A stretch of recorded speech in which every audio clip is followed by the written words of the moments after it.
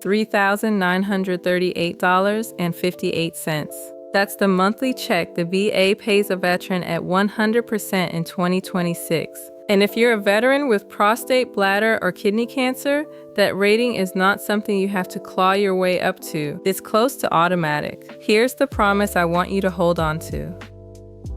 6 months after your treatment ends, a re-exam can quietly cut that check by more than $2,000 a month. Whether it comes down to one residual, something as small as how many pads you go through in a day, and we'll show you the exact number. This is Erica, and here's the ruling that starts it all. An active genitourinary cancer, prostate, bladder, or kidney rates 100% under the VA schedule. That's $3,938.58 a month for a veteran alone at this year's rates. Hey everyone, Michael here. And that rating holds the entire way through the fight. Through the surgery to remove the prostate or the kidney. Through the chemo. Through the radiation. The whole point is that while you're being treated, the check has already been landing right when the bills are hitting hardest and you can least afford a gap. I'm Elena, and for a lot of veterans, there's a shortcut in. Prostate cancer and bladder cancer are Agent Orange presumptive. Kidney cancer is presumptive under the PACT Act for burn pits. If you were exposed, that's a faster yes. But careful with that word active. 100% today does not mean 100% forever. Right. 6 months after treatment ends, the VA schedules a mandatory exam. It re-rates you on what the cancer left behind, the residuals, not on the cancer itself. And for some veterans, that number drops. But it does not drop to nothing quietly. The residual that keeps paying, especially for prostate cancer, is a bladder control problem the schedule measures in pads per day. That's the piece most veterans never document, and it's the number Cynthia promised you. None of this is our opinion. It all lives in the VA's own rulebook, the rating schedule that hands every condition a code and a percentage. We'll name the exact codes as we go. We're covering all of it. The 100%, the 6-month clock, the 2 presumptive doors, and how to protect the rating once you have it. Everything, plus the full conditions list and free filing tools, lives at va.professorerica.com, so keep that open in another tab. And the chat just pushed up the question we get on every one of these. Prostate cancer is right there on the Agent Orange list, so why do these claims still get denied? It's a fair one, and the honest answer is the whole reason to watch. Most of the time the cancer's covered, but the file is missing the diagnosis on paper, or it's a veteran who just survived the 6-month re-exam without knowing it was coming. So that's the map. The cancer gets you to 100% fast. Staying there is the skill. Let's start with why an active cancer pays the maximum and the 2 doors that get you in.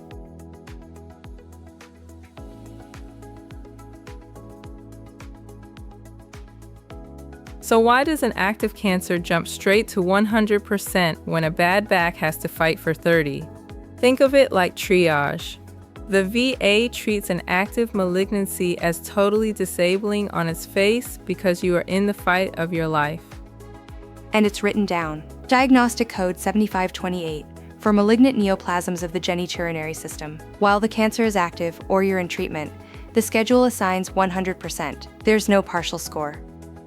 That 100% does not blink while they treat you. The regulation literally says that following the cessation of surgery, X-ray, or anti-neoplastic chemotherapy, the rating of 100% shall continue. In plain words, it keeps paying the whole way through. You do not wait until you've beaten it to get paid. The VA grants it up front, it reaches back to your claim date, and it stays at the maximum through every round of treatment. That is the part that surprises people the most. So then why is a prostate cancer sometimes an easier claim than a knee? Think of it like 2 doors into the same room. Both get you to a service connection. One is just a lot faster to walk through. Door 1 is the presumptive door. Prostate cancer and bladder cancer are both on the Agent Orange list.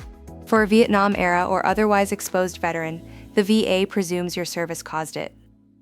That door was opened by something real. This is the herbicide spraying Operation Ranch Hand, where the exposure that these presumptions answer for actually happened. Door 2 is newer. Under the PACT Act, genitourinary cancer of any type is presumptive for burn pits and airborne hazards. That's the door for kidney and bladder cancer in a Gulf War or post-9/11 veteran. The number I keep bracing for is the denial. So walk me back. You still have to prove your service actually caused the cancer, right? That's the wall everybody hits. No, Elena, that's the whole gift of presumptive. You skip proving the cause entirely. Okay. Then the worst case I was planning around just does not apply here. I'll take that. Good. There's one catch, though. Presumptive gets you past the cause, but you still need the diagnosis in your record.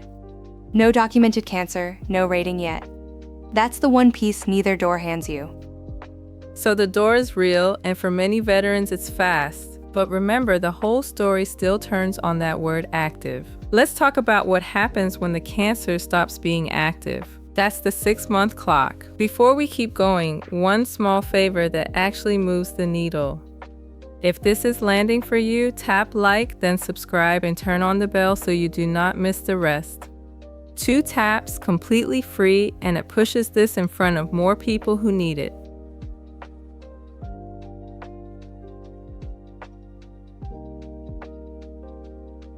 "6 months. That's the clock nobody circles. And it's where the good news gets complicated. Think of it like a garden. I catch myself checking my tomatoes every single morning to see what actually ripened, and honestly, the VA does the same thing at 6 months. It stops asking about the cancer and starts checking what is genuinely still there. One clean step, but it catches people off guard. The 100% holds while the disease is active and while you're in treatment. That part is solid. Then, 6 months after your last surgery or your last round of chemo or radiation, the VA orders a mandatory examination. It's automatic. Nobody has to request it, and you can't opt out of it. And this is what that 6-month window looks like on a calendar. It starts from your last treatment, not from any fixed date on a page, so the clock is personal to you. And the exam does not measure the cancer because treatment was supposed to remove it. It measures what's left behind, the residuals, and it re-rates you on those. For 75/28, that means voiding dysfunction or renal dysfunction, whichever is worse. It helps to picture where those residuals live. The prostate and the bladder sit low, and when they're damaged, the problem shows up as leaking, that's voiding dysfunction. The kidneys sit high, and their damage shows up as reduced filtering, that's renal dysfunction. So the exam can actually lower you. It can, Cynthia. If you're in remission, with no evidence of disease and little damage left, the rating can drop below 100. We owe you that honestly, because a veteran who doesn't expect it can feel blindsided. Wait, so beating the cancer can cost you the rating? In the coldest sense, yes. But hold on for the flip side, because it matters just as much. And here's the flip side. When this breaks the wrong way, it's not permanent. If the cancer ever comes back, it's active again, and the 100% resets to the maximum. A recurrence is not a footnote. It restarts the whole clock. So mark your own calendar the day treatment ends and do not walk into that exam empty-handed. Some veterans wait out that window alone, unsure what's coming. You don't have to. Which brings us to the appointment itself and the form that gets you into it. Let's bring in someone who works these claims cold.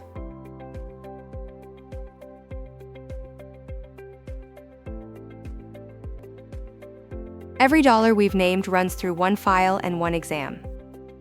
Get them wrong and a real cancer claim stalls.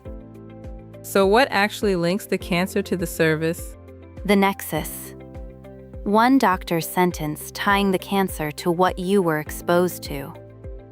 And if it's presumptive, prostate, bladder, or kidney, that link is already assumed for you.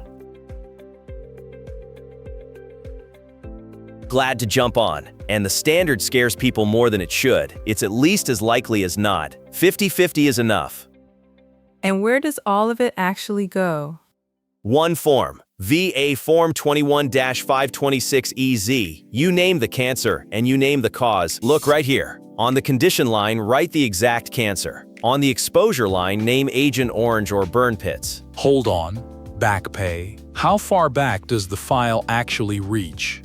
Your claim date, 38 CFR 3.400. So file the day you're ready, not the day you feel brave. Yeah, so don't overthink it. Log in and start the file. Pull your records, name the cancer, upload what you've got. One hard truth though, cured with zero residual and no recurrence, the re-exam can drop you, even to zero. So file where there's a diagnosis and real, lasting damage. That's the honest guardrail.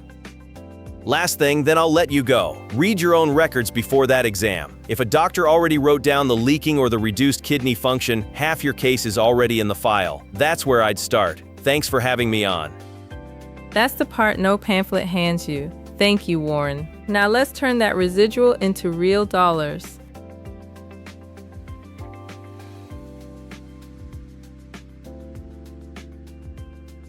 A code pays nothing. A percentage does. So let's turn the re-exam into a real paycheck in this year's numbers. Start at the top, where every active cancer claim begins. 100% pays $3,938.58 a month for a veteran alone. And here's the number I held back at the very start. That residual for prostate cancer is measured in pads per day. 60% means you're wearing absorbent materials and changing them more than 4 times a day. That small human number is what keeps the money. And that 60% pays $1,435.02 a month. Watch what just happened to the check. So the drop from 100 to 60 is about $2,500 a month. $2,500 a month. Turning on how many pads a day the rater actually writes down? Exactly that. $30,000 a year, hanging on whether your evidence made it into the file. That's why you walk in with the records, not without them. There's also a layer people leave on the table. If the cancer or the surgery caused erectile dysfunction, special monthly compensation, SMC-K, adds $139.87 a month on top of any rating. I'm the type who over-researches an orchid and then underwaters it, so trust me on the pattern here. The mistake is over-researching the appeal and underclaiming the add-on sitting right in front of you. Hold on, Erica. That 139 stacks on top, not instead of the rating? On top, 0 to 100%, it adds the same amount either way. Most veterans never claim it. Now the fear question, the blunt one everyone is thinking. If the re-exam re-rates me lower, can the VA just take my 100% away overnight? No, and this is the protection most veterans never hear about. Under 38 CFR 3.105, subsection E, the VA has to send a proposed reduction in writing with reasons. Then it must give you 60 days to submit new evidence and 30 days to request a hearing before anything changes. So plan from there. A re-rate is a letter with a deadline, not an ambush. You get to answer it. Which is exactly why the last question is the one worth arguing. When that letter comes, do you fight it or do you let it go? Let's put both sides on the table.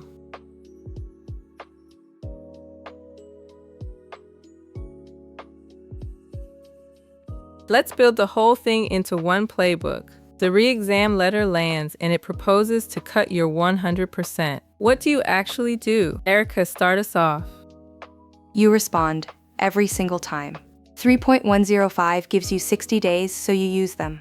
Bring your worst breathing test, your leakage log, your specialist note. A lot of proposed reductions get withdrawn the moment a veteran actually answers. Silence is what loses the rating. And I'll stress test that, gently. If you are genuinely cured, with no residual left, a correct reduction is not a robbery. It's the rule working. Fighting it just drains months you could spend somewhere better. So where's the actual line? Fight or pivot? The line is evidence. Real, lasting damage, leaking that needs pads, reduced kidney function, a kidney removed, erectile dysfunction, you fight, because then the reduction is simply wrong. And where there's nothing left, you walked in the fast door up top. Don't spend that goodwill on a fight the record already lost. Then we agree more than it sounded. Respond every time. Fight when damage remains. And when you're truly cured, accept the accurate rating and pivot your energy to the residual, the SMC, and any secondary conditions.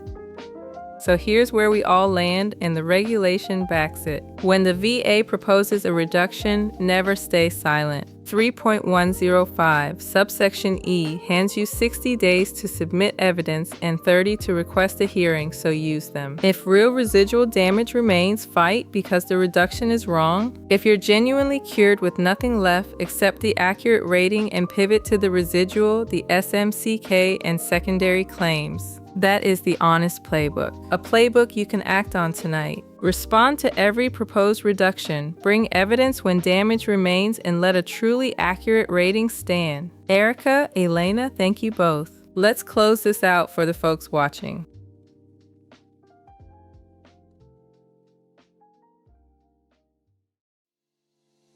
Let me pull the whole thing back into one breath. Prostate, bladder, and kidney cancer rate 100% while active.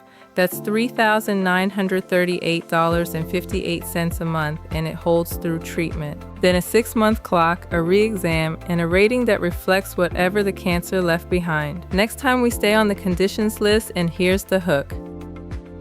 There's a residual that can quietly keep a cured veteran at a real rating for life, and it comes down to a single line a doctor either writes down or doesn't.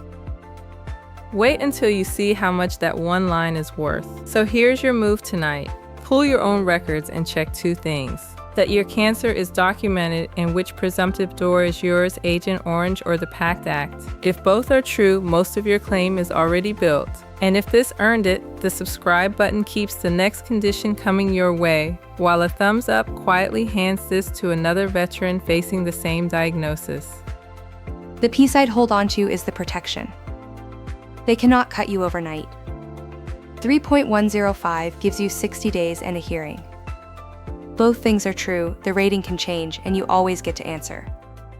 Mine is the recurrence rule. If the cancer comes back, you are active again at 100%. Plan from there, and that safety net is bigger than most veterans realize. And mine is the form.